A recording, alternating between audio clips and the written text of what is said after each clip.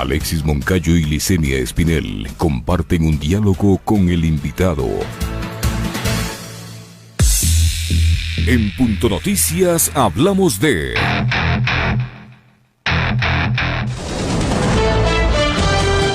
La detención del expresidente Abdalá Bucaram en un allanamiento a su domicilio en el marco de una investigación por delincuencia organizada sorprendió la madrugada de este miércoles 12 de agosto de 2020. En imágenes transmitidas en vivo por el canal de televisión Teleamazonas, se pudo ver el momento en el que la policía ingresa en el domicilio de Bucaram en Guayaquil para detenerlo y trasladarlo para una valoración médica. El expresidente estaba acostado junto a su esposa en ropa íntima y durmiendo cuando los agentes policiales irrumpieron en su habitación. Periodismo versus show político. ¿Se hace necesaria la ley de comunicación? Rommel Jurado, abogado y experto en comunicación, nos responde. Bienvenido.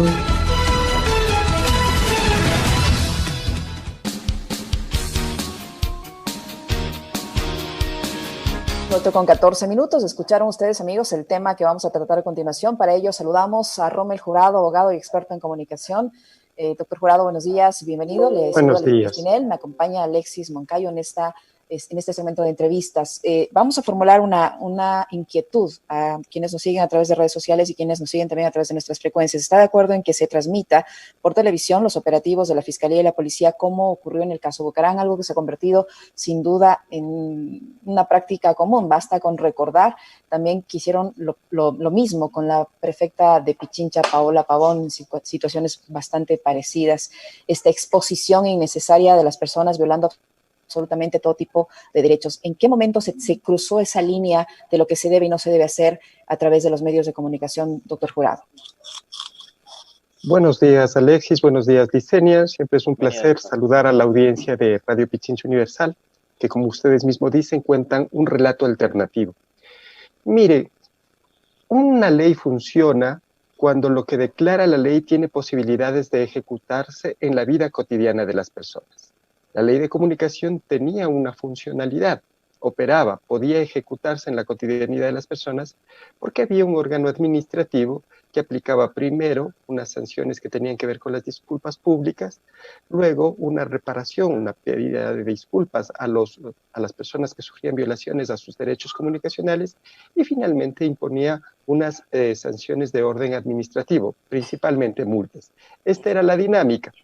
¿Pudo o no pudo haberse usado esa institución con fines políticos? Eso también es posible, pero había un instrumento, una estructura institucional a la cual los ciudadanos podían acudir en caso de que se violaran sus derechos a la comunicación, sus derechos de la comunicación. Esto se suprimió de la ley. No se han suprimido las conductas prohibidas. Lo que hizo Teleamazones sigue estando prohibido por la ley y se violan al menos 3 artículos de la ley de comunicación, al menos 3, y algún artículo del COIP, del Código Penal Integral. Y esto puede generar acciones de respuesta. Pero las violaciones que se han cometido a los derechos de la comunicación con esta transmisión en vivo, violenta, sobre actos violentos, viola artículos de la ley de comunicación y viola los derechos de las personas que fueron víctimas de esta transmisión, efectivamente. Después de las reformas, estas violaciones a la ley, doctor, ¿cómo deberían, no sé, sancionarse, revisarse, qué sé yo?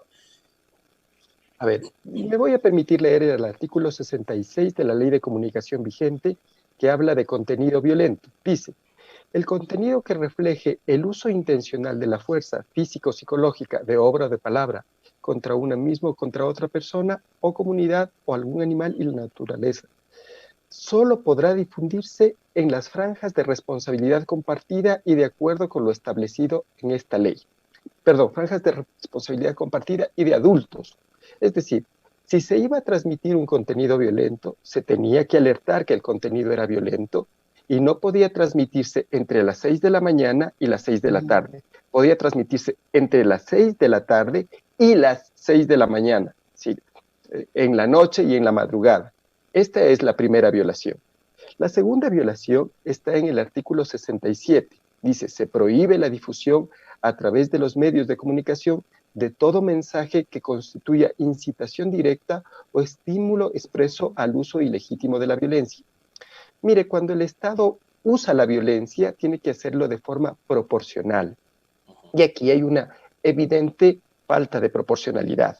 se manda un mensaje de estímulo a la violencia porque hay 30 policías y que irrumpen violentamente en la casa de una persona que, independientemente de los actos que haya cometido, es una persona de la tercera edad que estaba desnudo con un grillete y con su esposa en la cama. O sea, eso... Y además montaron todo ese show, doctor, para horas después dictarle arresto domiciliario. O sea, le sacan de la casa, le sacan de la cama, llevan a un juzgado y lo que le dicen es tiene que volver a su casa y quedarse ahí encerrado. O sea, es que es impresionante. Pero ahí, en esto que usted señala, esa puesta en escena con los 30 policías, con la metralleta apuntándole al rostro al expresidente Bucaram, están enviando un mensaje muy potente el Estado, la Fiscalía y la Policía Nacional. Y la Policía Nacional, ya sabemos, bajo las órdenes de quién está, ¿no? De la ministra que mandó a reprimir a los ciudadanos en octubre pasado. Entonces, ahí hay un mensaje también, ¿no? Muy potente de qué es lo que te puede pasar, ¿no?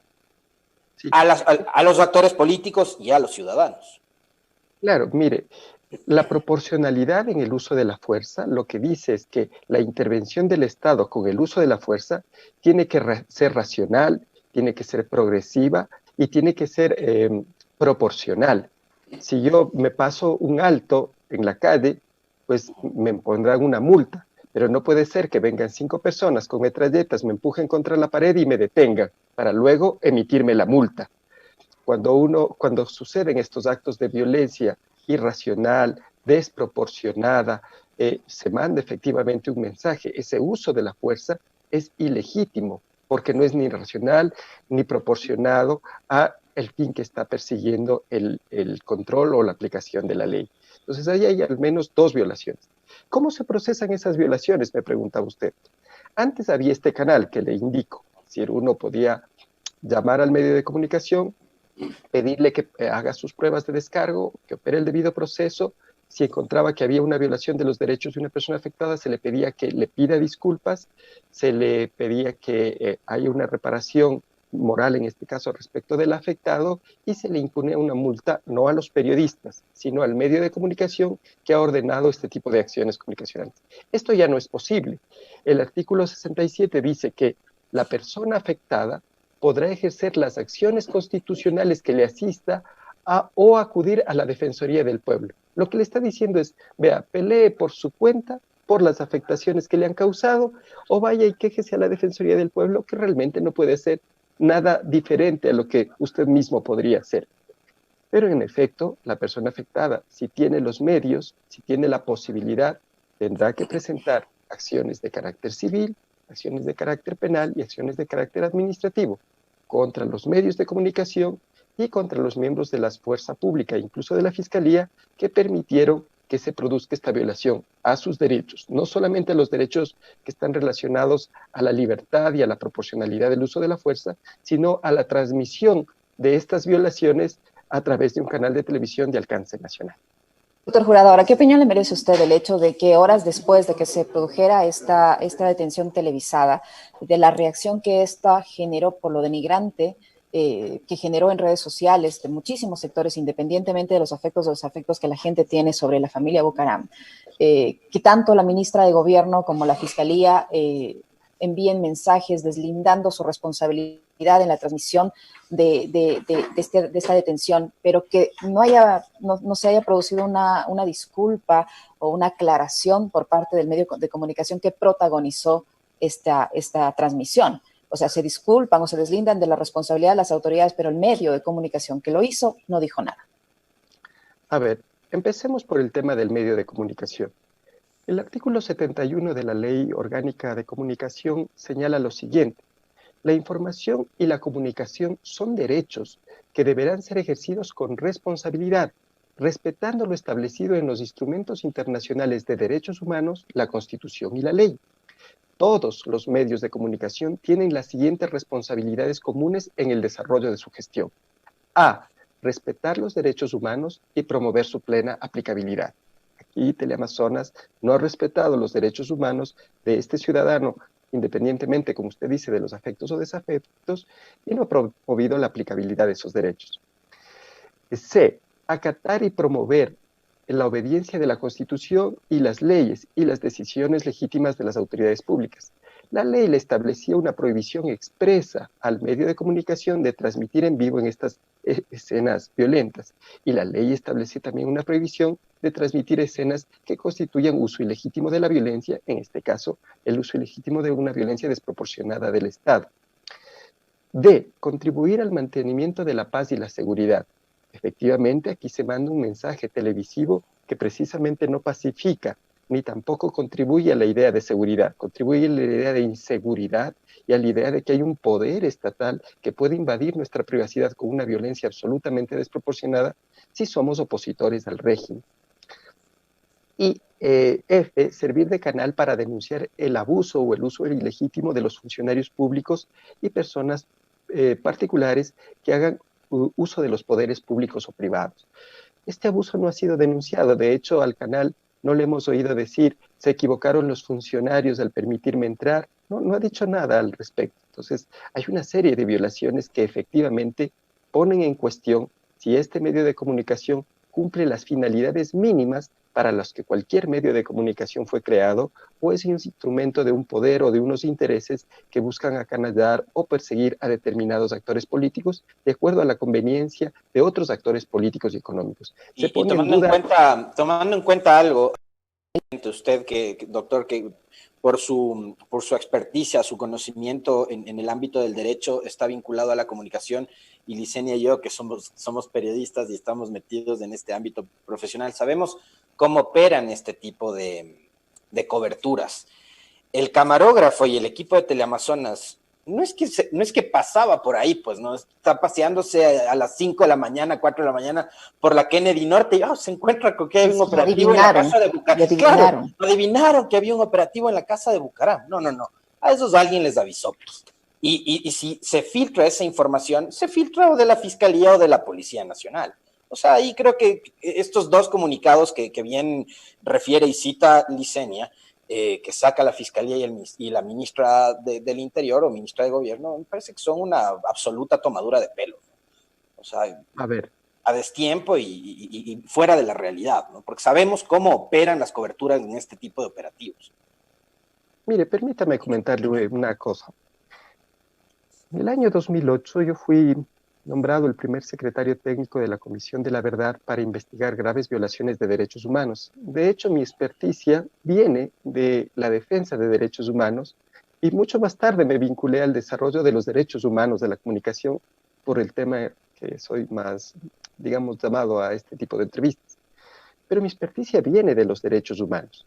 Y por supuesto, cuando se realiza investigaciones sobre graves violaciones de derechos humanos, uno tiene como patrón general que esas violaciones son sistemáticamente negadas por los actores estatales que las cometen. Pero esa negación no significa nada más que una declaración de la parte que perpetra la infracción de decir que no lo ha hecho, que es inocente, que no sabía. Pero hay un conjunto de evidencias públicas que demuestran que efectivamente es imposible participar de un operativo policial sin la anuencia de los policías. Porque si un camarógrafo o un equipo periodístico se le filtra a un policía en un operativo policial, querría decir que ese policía es absolutamente ineficiente, que no tiene control ni de su propia operación en la realización del operativo. Y evidentemente hubo una anuencia, un permiso, una autorización. Y luego lo que usted decía, hacer una cobertura periodística de este tipo requiere línea de vista, es decir, que la cámara pueda filmar efectivamente los hechos que son relevantes en la narración, que puedan filmar las metralletas, la subida de los policías, los golpes en la puerta, al pobre sujeto que encuentran con el grillete y en la cama, casi desnudo. O sea, tiene que tener línea de vista, no es que estaba lejitos, estaba al lado del que comandaba el operativo, estaba en la punta del operativo con línea de vista directamente. Y luego el tema de la transmisión, una transmisión ya sea en microonda o incluso una transmisión como la que se articuló con cierta retardación. Tiene unas condiciones técnicas que deben cumplirse, pues eso se organiza. Y tampoco es posible que la Fiscalía no haya conocido de que un equipo de filmación acompañaba, vamos a decir, el operativo policial. El fiscal tiene no solamente el deber de cumplir su rol en la ejecución de la orden judicial, sino que al hacerlo debe proteger los derechos de todos los involucrados. No es que la persona que está siendo detenida carece de derechos, y el fiscal es un funcionario público, y como funcionario público su deber es hacer que el Estado de Derecho sea respetado. Entonces, estas explicaciones son poco fiables y claro, son la voz de quien ha perpetrado la infracción gritando que no lo ha hecho. Ahora, aquí una consideración más política, Licenia, yo quería hacer un recordatorio más bien del paso del doctor Rommel Jurado por la Comisión de Comunicación y decirles, digamos, así paga el diablo a sus devotos, ¿no? Dalo Bucaram, que fue legislador en el periodo 2009-2013, donde se empezó a tramitar la ley, que finalmente no fue aprobada en ese periodo, fue uno de los legisladores que más se opuso a la aprobación de la ley de comunicación. Y fue uno de los legisladores que llamaba precisamente a la ley Mordaza. Hoy, Dalo Bucaram, junto a su padre y su familia, han denunciado ser víctimas de linchamiento mediático. Fíjese usted, doctor. Además de una figura que fue eliminada. En las reformas. Así es, efectivamente. Mire, yo lo único que voy a decir es que más allá del cambio de circunstancias que puede haber, todos los poderes que tienen la posibilidad de lesionar los derechos de las personas deben ser regulados por el Estado, porque la posibilidad de la convivencia civilizada es que ningún poder sea ilimitado y que ningún poder pueda actuar por encima de la ley. Por lo tanto, se requiere una regulación racional, razonable, que permita a los medios de comunicación cumplir sus finalidades, hacer su trabajo, ser empresas si es que quieren serlo, ser medios públicos si es que quieren serlo, ser medios comunitarios si es que quieren serlo, que tengan condiciones jurídicas para que los trabajadores de esos medios y también económicas tengan condiciones razonables para hacer su trabajo y que los ciudadanos no sean afectados por la instrumentalización de los medios de comunicación como vehículo de ataque contra actores políticos o por rencillas personales o por competencias económicas. Eso se requiere en toda sociedad civilizada, esto se requiere.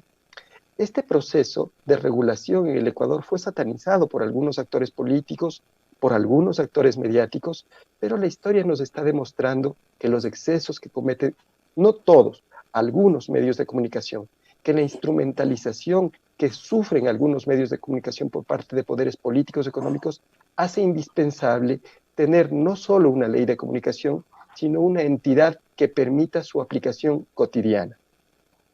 Doctor Jurado, yo creo que vale la pena poner en el debate también el tema de la rectificación, que ya no se pone en práctica. Hay casos, varios, por nombrar algunos, el tema del señor Pedro Rivadeneira, el tema de la legisladora Sofía Espín, para ir un poquito antes, el tema SECON, donde hubo gente encarcelada que fue declarada inocente, sobreseída, pero que fue víctima de un linchamiento mediático, al igual que la señora Espín, al igual que el señor Pedro Rivadeneira, en este caso, en el último, efectuado desde la principal autoridad del país. Y hasta ahora no hemos escuchado una disculpa pública a la que tendrían derecho todas estas personas que fueron afectadas y que fueron declaradas inocentes por parte de las autoridades que en su momento les responsabilizaron de algo que ellos no habían cometido. En el caso SECOM, el señor ministro de Telecomunicaciones ahora, Andrés Michelena, mintiendo públicamente en la Asamblea Nacional sobre el caso SECOM, delante de todo el mundo. En el caso del señor Rivadeneira, el propio presidente de la República. En el caso de la señora Espín, perdió su curul y luego fue declarada inocente. Sin embargo, no hay una sola disculpa, una sola rectificación, que es a lo que se tiene derecho utilizando la ley de comunicación. Sí, efectivamente, los ciudadanos tenemos el derecho de dirigirnos de forma directa al medio para pedir una rectificación por los errores o equivocaciones o difusión de contenidos que hayan sido inexactos, imprecisos, falsos y que hayan afectado nuestros derechos constitucionales. El medio de comunicación tiene aún en este momento la obligación de realizar las rectificaciones debidamente fundamentadas. Si se niega a hacerlo, ahí es cuando tenemos el problema. Antes teníamos la Superintendencia de Información y Comunicación para hacer cumplir la ley, pero hoy no tenemos ninguna institución que permita hacerlo. ¿Qué le queda al ciudadano? Pues le queda hacer denuncias de carácter penal, si es que el delito, si es que la conducta fuera de carácter penal, y le queda también pedir indemnizaciones de carácter civil. Hay un daño moral evidente que se produce cuando alguien le acusa de un delito que es infundado y eso se transmite por los medios de comunicación sin pruebas. Entonces uno puede pedir una reparación civil de carácter económico y también disculpas públicas por este tema. El problema es que antes de ser un proceso expedito que tomaba a lo mucho un par de meses, y ahora ese proceso puede tomar 4, 5, 6 años. Y solo lo harán las personas que tengan los recursos y la fuerza moral, espiritual, de carácter para sostener por tanto tiempo un proceso frente a un medio de comunicación que tiene la posibilidad de seguir hablando de esa persona durante esos 6 años y que además tiene un aparataje económico, jurídico muy fuerte para defenderse. El problema es que al reformar la ley de comunicación y quitar de la ley de comunicación la institución que permitía defendernos, estamos en indefensión. Solo los más poderosos y mejor situados podrán pelear contra algún medio de comunicación si tienen la fuerza, los recursos y el tiempo para hacerlo. Los demás ciudadanos tendremos que resignarnos a sufrir estas violaciones sin posibilidad de rectificación real. Hace vamos con uno de los abogados del caso Sobornos, doctor, y digamos, como ha sido la tónica durante todos estos días, además, en varias entrevistas que hemos tenido y con las preguntas que hacemos a nuestra audiencia, Licenia, habrás visto que siempre la gente expresa su desconfianza con respecto del accionar del sistema judicial. De hecho, las instituciones de nuestro país, los poderes, están en este momento atravesando una etapa de desprestigio muy, muy profunda, ¿no? Más del 90% de la gente desconfía del Ejecutivo, de la Asamblea, de la justicia y de la función electoral. Parte también de esas instituciones que han ido en detrimento con respecto de su credibilidad y la confianza son los medios de comunicación, doctor. Hoy en la mañana, el New York Times ha publicado un artículo que se denomina La prensa en Ecuador debe despolarizarse, de autoría de Iván Ulchur-Rota, escritor ecuatoriano.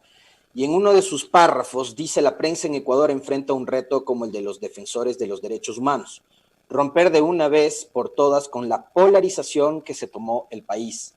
Su relación al poder y a la justicia no puede seguir dependiendo del estilo personal del presidente de turno ni de los vaivenes electorales del momento. La prensa tendrá que probar su capacidad de cubrir un caso como el caso Sobornos, con todos sus matices, sin absolver delincuentes ni ignorar sus derechos. A breve modo, quisiera un comentario suyo con respecto a esto, porque hemos tenido que la justicia actúa de manera selectiva en nuestro país, que la supuesta lucha y combate contra la corrupción ha sido también una lucha selectiva. Y hemos visto que la supuesta defensa de la libertad de expresión también se convirtió en una lucha selectiva, porque cuando atacaron a Pichincha Universal, los grandes medios, las corporaciones o los organismos de estos ONGs que antes ponían el grito en el cielo no dijeron nada. Lo mismo pasó con otros medios como Radio La Calle, Ecuador Inmediato y otros periodistas que no están alineados. Entonces hay también una selectividad, pero esa selectividad se basa en este discurso del correísmo y el anticorreísmo que creo que le ha hecho muchísimo daño a nuestro país. ¿Cómo tiene que hacer la comunicación para curarse en sano y el periodismo para curarse en sano y despolarizar el debate? ¿Correísmo o anticorreísmo? Mire, Alexis, esa es una pregunta supremamente compleja. Primero, porque no todos los medios son del mismo tamaño. Se tienen medios grandes de cobertura nacional que son verdaderas empresas vinculadas a su vez a otras empresas o incluso al sistema financiero. Ese es un tipo de medios. Luego tiene medios de tamaño mediano, digamos, alcance provincial o varias provincias, ya sean medios públicos o medios privados, pero de tamaño mediano. Y luego tiene los pequeños medios de provincia. Las dinámicas políticas de cobertura de periodismo en los tres medios son distintos, las dinámicas empresariales son distintas. Y luego usted tiene periodistas comunes y corrientes, gente que patea la calle, que está interesada en servir desde su trabajo para profundizar la democracia del país. Y luego tiene los periodistas de star o superstar, que han perdido la noción de lo que era hacer periodismo y que son presentadores espectaculares de noticias que solamente hacen lo que el dueño del medio les pide que hagan. Su imagen, lo que ganan, esos fabulosos sueldos que ganan, y su imagen están puestas al servicio de los intereses del medio, no del periodismo. Y en este escenario complejo de actores de diferentes tamaños, usted tiene también las tendencias políticas y las manipulaciones políticas que se intenta hacer a través de los medios de comunicación.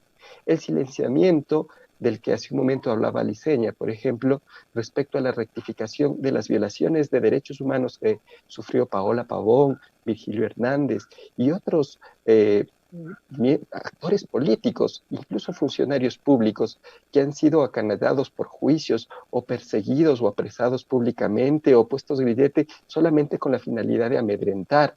La actuación de la Contraloría contra muchas personas que incluso no tenían ningún poder, ninguna capacidad de decisión, pero que lastimosamente eran funcionarios públicos al servicio de alguien que ahora es enemigo o opositor del gobierno. Todas estas cosas narradas desde el periodismo con un sesgo político, con un sesgo de vendetta, desdicen de la verdadera finalidad del periodismo. En última instancia es ser un poder que equilibre los poderes desde la transparencia y la pluralidad de la información. Pero cuando se pierde transparencia en la información, cuando se pierde pluralidad y cuando la información se produce de forma teledirigida, de forma sesgada, pues ya la prensa ha sufrido, yo diría, casi un fracaso total y tiene que repensarse a sí misma. Tiene otros desafíos, además, los desafíos de la tecnología, los desafíos de la pandemia, los desafíos de la sostenibilidad económica. Mire, antes era imposible pautar en un canal como Ecuavisa o Teleamazonas. Ahora eso es relativamente fácil.